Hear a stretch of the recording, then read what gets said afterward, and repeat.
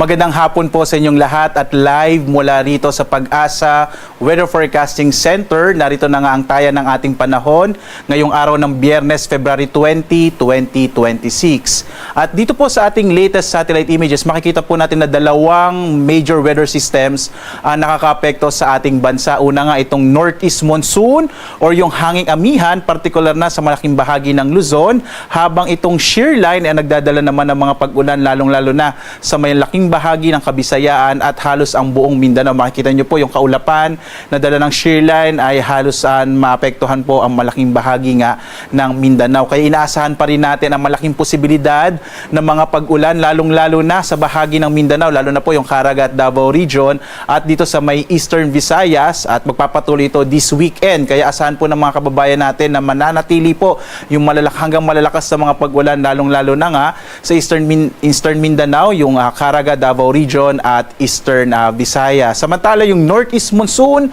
or amihan, inaasahan pa rin natin maaari magdala ng mga mahihinang pag-ulan, lalong-lalo na dito sa may silangang bahagi nga ng Luzon. Pero nakikita po natin unting-unti nang humihina yung Northeast Monsoon, at base rin sa mga monitoring ng iba't iba nating mga estasyon, unti-unti na pong tumataas yung temperatura dito sa ating bansa. Indikasyon na nga ito, nagsisimula na po na magbago yung ating panahon at papunta tayo sa transition period. Kadalasan nangyayari po iyon Marso, kung saan yung hangin nga natin ay mawawala na po yung hangin mula sa northeast or hilagang silangan at papalitan ito ng magiging dominant na po yung easterlies. Kapag nangyari pong iyon, papasok na tayo sa panahon naman ng tag-araw. Samantala, yung magandang balita naman, wala tayong minomonitor na anumang kumpol ng kaulapan or maging low pressure area sa loob at labas ng Philippine Area of Responsibility. Posible po mga kababayan, hanggang sa pagtatapos na ng Pebrero ay maliit na yung posibilidad na magkaroon tayo ng bagyo.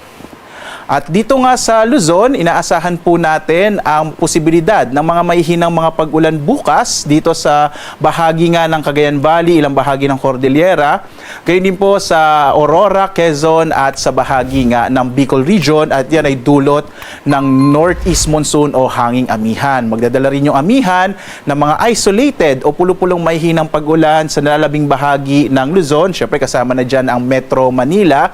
Posible po na medyo maulap na kalangitan, pero in general po, hindi natin inaasahan yung malalakas na mga pag-ulan. Yung agwat ng temperatura sa Lawag bukas, nasa 24 to 33 degrees Celsius, sa Tuguegarao 23 to 30 degrees Celsius, habang sa Baguio 15 to 24 degrees Celsius, sa Metro Manila bukas 22 to 30 degrees Celsius hanggang 28 degrees Celsius naman sa Tagaytay, habang sa Legazpi 24 to 30 degrees Celsius.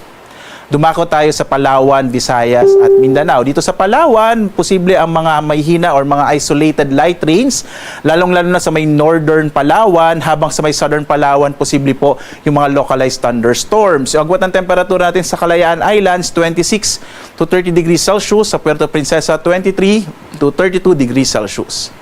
Magiging maulan naman sa malaking bahagi ng Eastern Visayas kasama yung Central Visayas, yung Cebu at Bohol.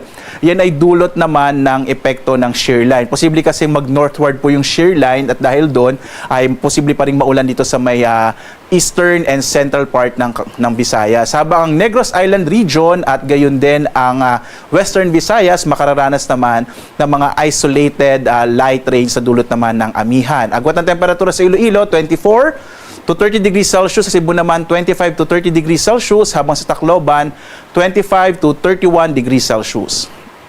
Hanggang bukas naman, inaasahan natin ang maulap na kalangitan na malaki yung posibilidad ng mga pag-ulan sa malaking bahagi ng Mindanao, lalong-lalo na po dito sa may Caraga at Davao Region na dulot naman ng shear line pa rin po. No? So kaya mag-ingat sa mga potensyal ng mga flash floods and landslides, lalo't ilang araw na nga pong inuulan itong eastern section ng Mindanao. Yung agwat ng temperatura sa Zamboanga, nasa 25 to 33 degrees Celsius, sa Cagayan de Oro, 23 to 29 degrees Celsius, habang sa Davao 25 to 31 degrees Celsius.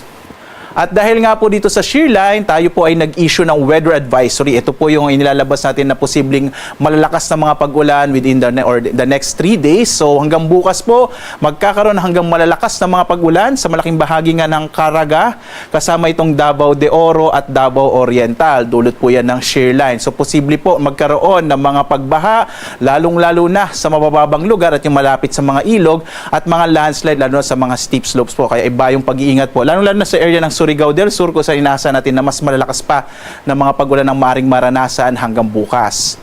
At maaaring magpatuloy itong mga pag-ulan at makaapekto sa may area po ng Eastern Visayas hanggang araw ng Linggo at dulot nga pa rin yan ng shear line. Kaya po posible pa rin yung mga flash flood and landslide hanggang dito sa may area nga ng Eastern Visayas. Kaya mag-ingat po yung mga kababayan natin sa Caraga at Eastern Visayas sa ulan na dala ng shear line.